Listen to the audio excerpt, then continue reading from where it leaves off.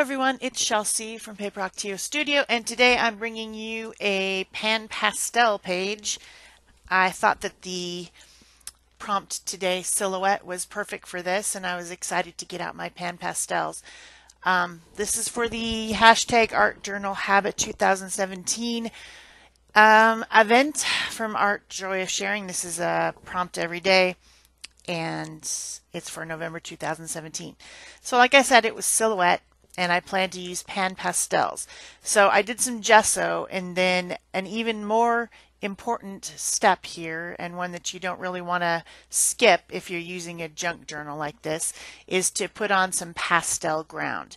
Pastel is a soft chalk, and in the case of Pan Pastel, it's extremely highly pigmented, but it needs somewhere to grab and somewhere to settle. It needs nooks and crannies, like, you know, your English muffin needs nooks and crannies for your butter. It's the same type of an idea. So I need to put that pastel ground on there, which is kind of like a sandy stuff in a medium. It's basically like fine sand or silica or something in a medium. And get that thing on there and get it all dry. And then I can start the pastel process. I have quite a few colors in the Pan Pastels, and you guys are watching me. You know I don't use them very often. I should use them a lot more often. They're so fun. The way that I purchased them was in sets of color. I purchased, well, actually, I got them for Christmas, but I set up my wish list for people to get them for me for Christmas. I got the painting set and the portrait set, I think, those two sets, and that gave me enough colors to really effectively paint with them. They do call it painting, although really they're not paint per se, but I don't know. They say you paint with pastels, so I'm just going to go ahead and go with it. I'm not going to argue. So I put all my colors of Pan Pastels in these little holders that you can purchase, and kind of sorted them by colors, like warms together, cools together, yellows and greens, and then oranges and pinks, you know, that type of an idea. So I have 4 sets of these little palettes, I guess they are, and I think I'm using 3 of them.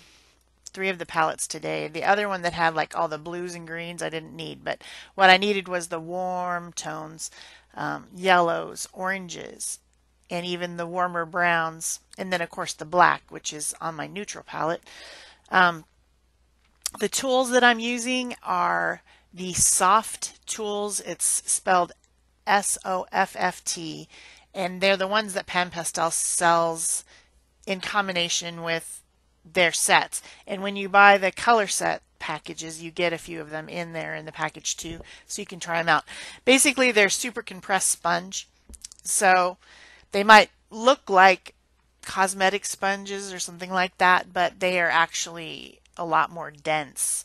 And the way that you clean them off in between colors is to use a paper towel and just wipe them off. And the colors, you know, you wipe off the excess color and then you can switch to another color. You can also blend these colors in their pans, like in one point here. I'm not sure exactly where it is in the sequence. I used the orange and the red, and I like scooped up some of the red, put it on the orange, and mixed those two colors together because I wanted a reddish orange. So these colors are named actual artist colors, you know, cadmium red, quinacridone green, you know, those type of colors, which are the true pigments.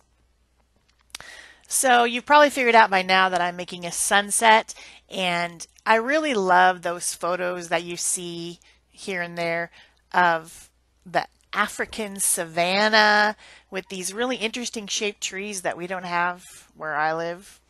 And then, of course, interesting animals. Can you imagine just being out in nature and just seeing these gigantic elephants and, you know, things, giraffes and cheetahs, and I mean, it would be really cool, but I think I'd want to be like in an impervious cage there's some type of body armor or something. I don't know.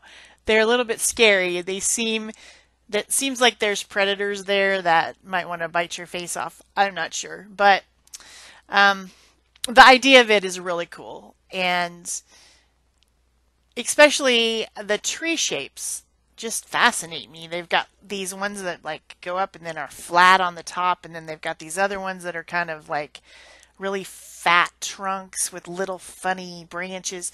They're cool. Of course, I'm kind of obsessed with trees, so it might just be me, but um, that's what I decided to do for my silhouette.